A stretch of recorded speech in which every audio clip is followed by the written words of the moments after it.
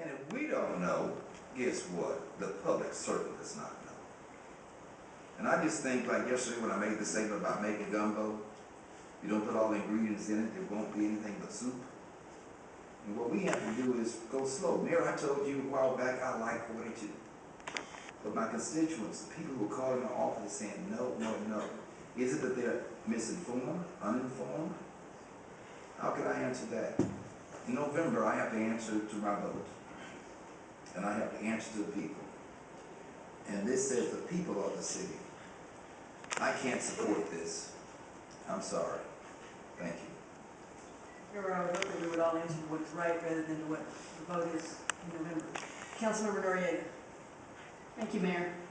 Today's paper has a beginner's gumbo recipe, and I am going to have a look at it because I think I need some schooling, at least in gumbo. I have some very specific concerns that I would like addressed on the mic. When we were in the legislature, what they would do is establish legislative intent, and that's what I want to do right now. So, Mayor, if you might, there are several things that I need to be able to vote for this. One is that there needs to be an implementation or some kind of advisory committee. There has been a group that has met. I think one of the most positive things about this is that developers and neighborhood, super neighborhood folks have had a chance to sit down at the same table and visit. The concern here isn't how to get at the table, it's sometimes knowing where the table is. And so having a clear table where people can visit with each other, work on implementation, discuss concerns, get back with the city, I think is important. The second thing is that we need a clear commitment on Chapter 9. I was very tempted by my colleagues' move to set this aside until we look at Chapter 9. But I would be comfortable if I had a commitment and some idea of a timeline. My colleague, Councilmember Costello, is both an honorable man and very skilled and knowledgeable in this, and he's been taking the lead on that. So that helps me feel comfortable that that's going to be taken care of. And the final thing is a little harder to define. I think that we are making the footprint so large that enforcement is going to be a concern.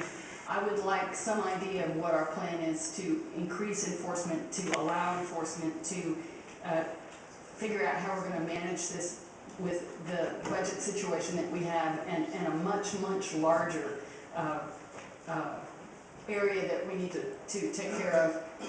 I think this is almost always a concern with this kind of thing, that we go forward with a clear understanding that we're not having permitting folks nitpicking in the corner, but rather we have a clear idea what's happening across the city and a line of communication in a way for citizens to help us with that.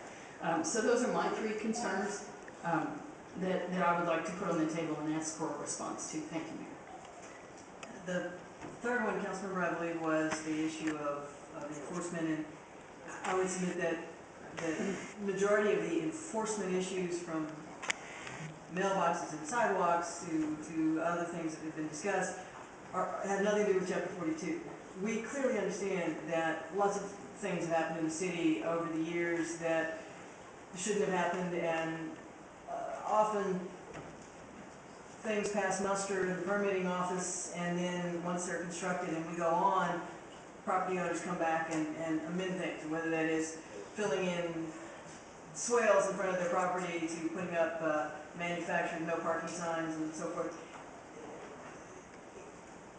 I would hope that we can separate the issue of enforcement of Chapter 42, which is not in fact that difficult, than the overall enforcement issues. And we have been working with a lot of different folks to discuss a pilot where we go in and in some targeted neighborhoods and write up every conceivable violation. And so just to get an idea of the scale. I think that's an excellent idea. That would be a good beginning.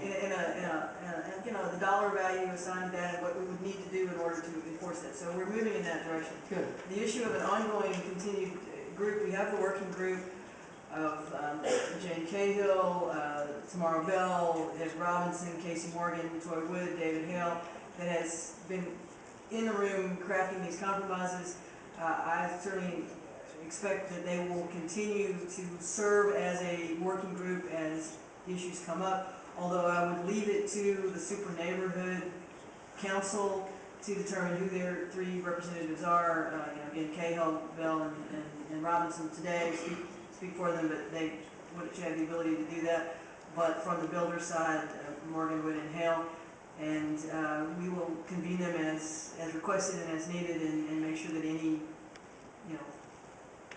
bumps in the road go back to the working group that is. I would encourage them to reach out to the civic associations in District A as well. Yes, ma'am. Excellent idea. Who did I? Was there another? Chapter 9. And Chapter 9, this has been the challenge all along. There's actually many more changes besides Chapter 9 that the neighborhoods would like to see. And some of the discussion has been, do we wait until we get everything fixed, or do we try to deal with them as they come forward, and we're going to deal with it as aggressively as we can. In addition, there are there's a complete streets proposal that is about ready to come forward, so there are a lot of things that we have been discussing That would that are help too. moving.